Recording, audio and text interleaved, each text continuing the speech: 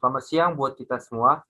Sebelumnya, perkenalkan, nama saya Rizky Agassi Hombing dengan NIM 4193-151-029 dari Program Studi Pendidikan IPA Bilingual Stambuk 2019 Universitas Negeri Medan. Jadi, pada video ini saya akan menjelaskan dan memaparkan materi mengenai teks ulasan buku yang berkaitan dengan mata kuliah Bahasa Indonesia di Universitas Negeri Medan. Langsung saja kita masuk ke materinya. Nah, jadi di sini ada 4 pokok materi yang akan saya jelaskan. Yang pertama ada pengertian teks ulasan buku, struktur teks ulasan buku, cara merekonstruksi teks ulasan buku, dan yang keempat ada contoh dan manfaat dari teks ulasan buku.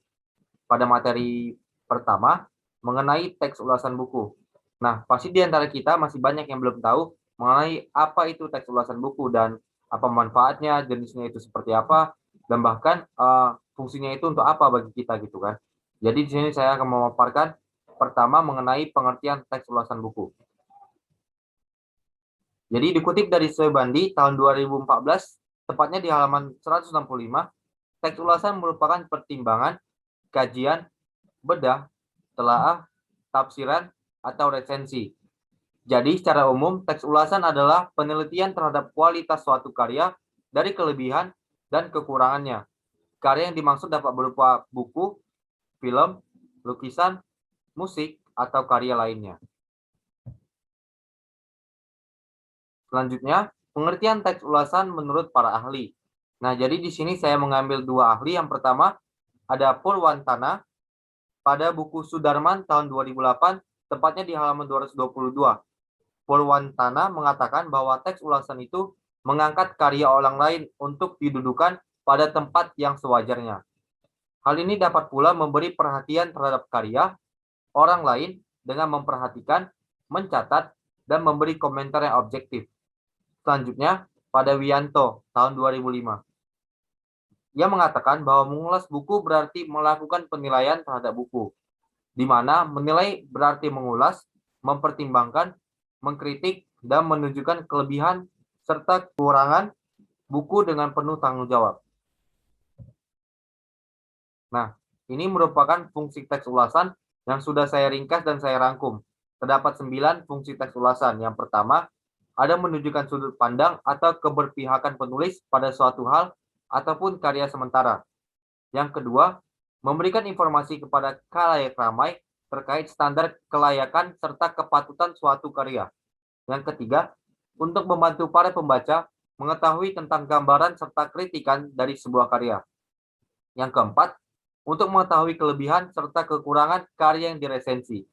Yang kelima, memberi informasi yang komprehensif terkait sebuah karya.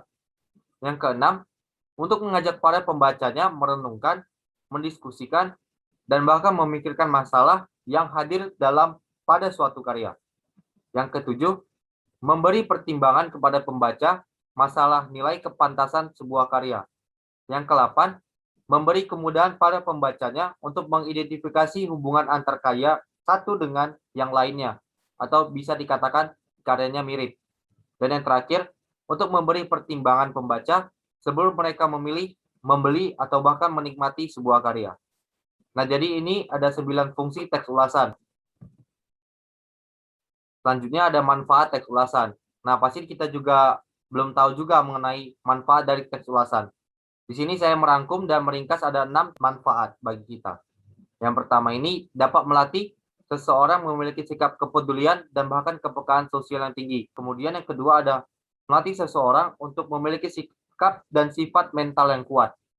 Yang ketiga, melatih seseorang dalam menilai bagus atau tidaknya suatu karya.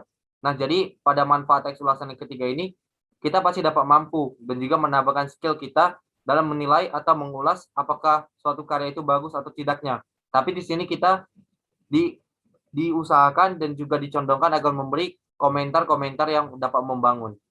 Yang keempat, melatih seseorang untuk bersikap jujur, cendekia, atau tajam pemikiran, bernalar, dan mempunyai rasa estetika yang dijadikan bahan penilaian oleh pembaca. Yang kelima, dapat melatih seseorang untuk berpikir lebih objektif.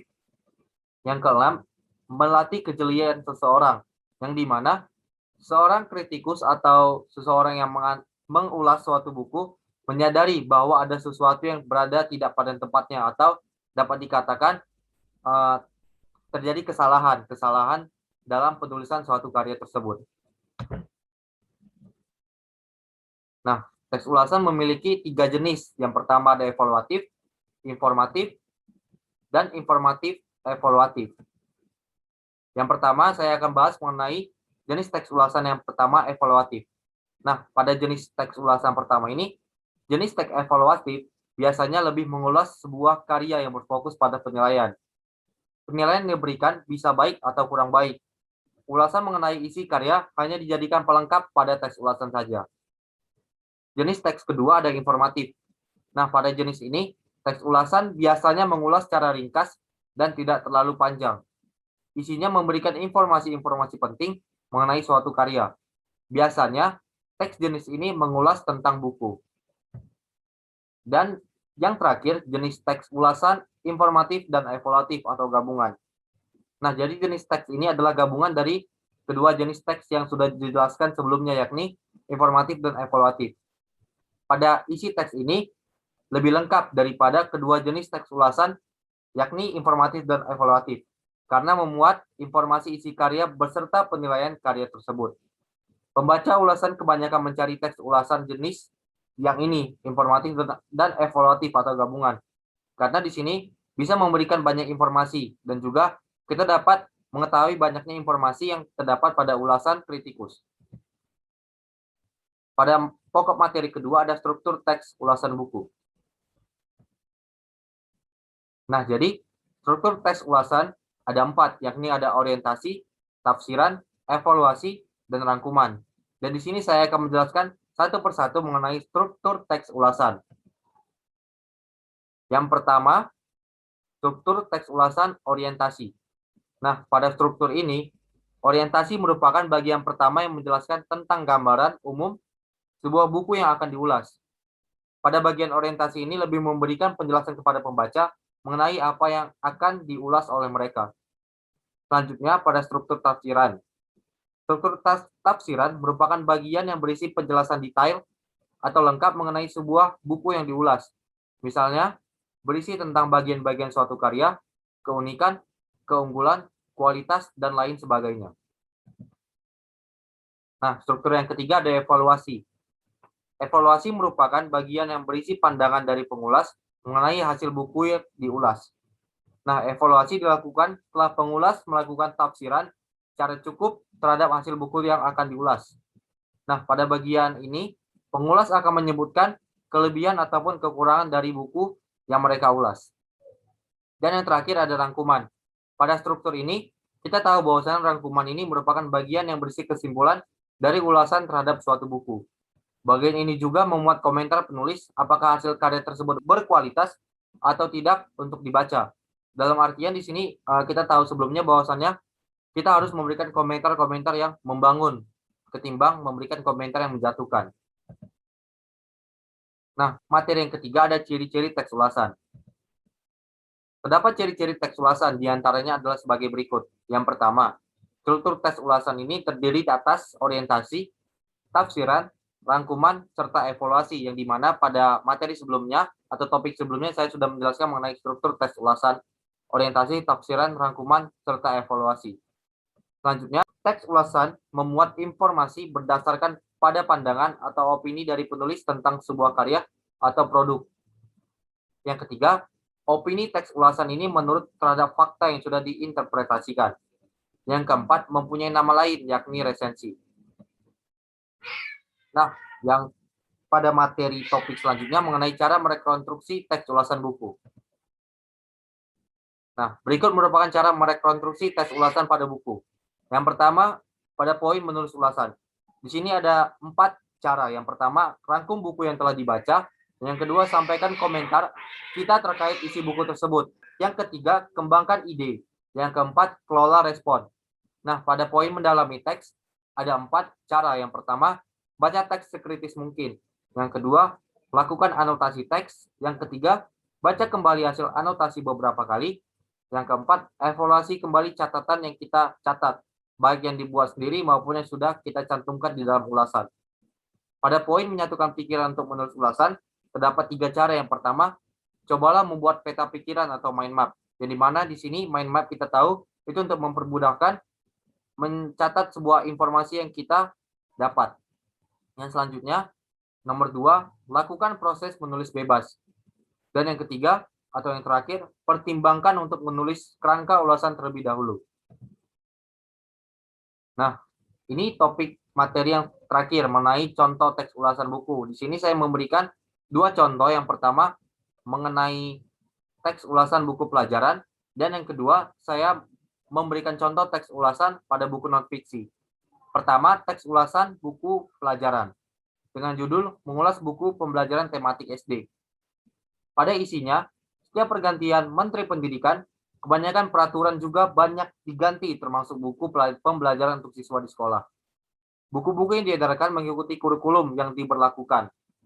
Saat ini, buku pembelajaran diperuntukkan untuk siswa sekolah, khususnya anak SD, sudah berbeda dengan beberapa tahun sebelumnya. Jika sebelumnya buku pembelajaran dipisahkan sesuai dengan tema pelajaran, seperti IPA, IPS, kemudian ada Penjas, dan lain sebagainya, untuk yang sekarang, semua tema pelajaran dijadikan dalam satu buku dengan judul tematik. Jenis buku pembelajaran seperti ini tergolong baru dan butuh penyesuaian bagi para siswa di sekolah, khususnya anak SD. Lanjut ke isi, ada beberapa kelemahan dan juga kelebihan pada buku ini.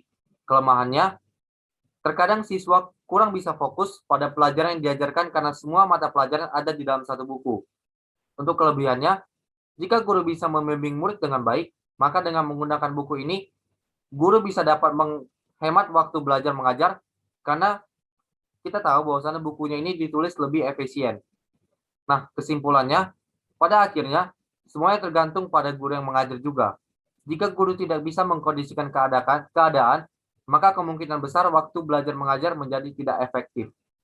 Jika guru bisa mengajar dengan baik, maka buku tematik ini bisa sangat berguna untuk siswa dan siswa sekolah, khususnya di anak SD. Nah, contoh yang kedua, contoh teks ulasan buku non-fiksi. Orientasi di sini dengan judul Cinta Brontosaurus yang ditulis oleh Raditya Dika, penerbit Gagas Media dan tahun terbit tahun 2006. Nah, sinopsis isi ceritanya. Di sini terdapat beberapa karakter, dan di sini dijelaskan seorang penulis bernama Dika baru saja putus cinta dari Nina. Sejak itu, dia percaya bahwa cinta ada kadaluarsanya. Namun, di satu sisi, Kosasih yang merupakan agen naskah Dika berusaha membangkitkan kepercayaan Dika kembali terhadap cinta. Usaha ini menempatkan Dika pada perkenalan dan perjumpaan yang absurd atau yang bisa dikenal dengan gila dengan berbagai wanita. Hingga tanpa disengaja, Dika berjumpa dengan sosok Jessica yang ternyata memiliki jalan pemikiran yang sama dengannya. Di sisi lain, Dika mendapatkan tawaran film dari bukunya yang berjudul Cinta Brontosaurus. Namun naas, masalah lain datang menimpanya. Ketika naskahnya harus diubah menjadi genre film horor yang saat itu sedang tenar. Padahal buku ini mengisahkan pengalamannya mengenai dan memahami cinta. Penilaian. Tampilan buku ini sangat menarik dengan cover yang terlihat lebih ceria atau dengan warna-warna yang fun atau warna-warna yang lebih condong warna-warna cerah. Isi buku cukup mengaduk emosi pembacanya dengan gabungan cinta, kisah komedi, cinta, hingga kehidupan sehari-hari. Bahasa dalam buku ini sangat menggambarkan kehidupan anak muda zaman sekarang. Yang kita tahu anak muda zaman sekarang ini lebih terbiasa menggunakan bahasa gaul daripada bahasa Indonesia yang baik. Meskipun di dalam buku ini dan di akhir ceritanya itu mengambang dan banyak kata-kata vulgar di dalamnya. Kesimpulan, dibalik segala kelebihan dan kekurangan pada buku ini, buku Cinta Brontosaurus ini mengundang minat banyak orang karena nama besar penulisnya yakni Raditya Dika. Yang kita tahu bahwasannya sisi humor Raditya Dika ini dituangkan di dalam buku ini dan mampu menghibur setiap pembaca yang membaca. Jadi demikianlah penjelasan mengenai teks ulasan buku. Nah, semoga ilmu yang saya berikan dapat bermanfaat bagi kita semua. Dan terima kasih kepada teman-teman yang sudah menonton video ini. Semoga dengan adanya video ini kita lebih paham lagi mengenai teks ulasan buku. Sekian dan terima kasih.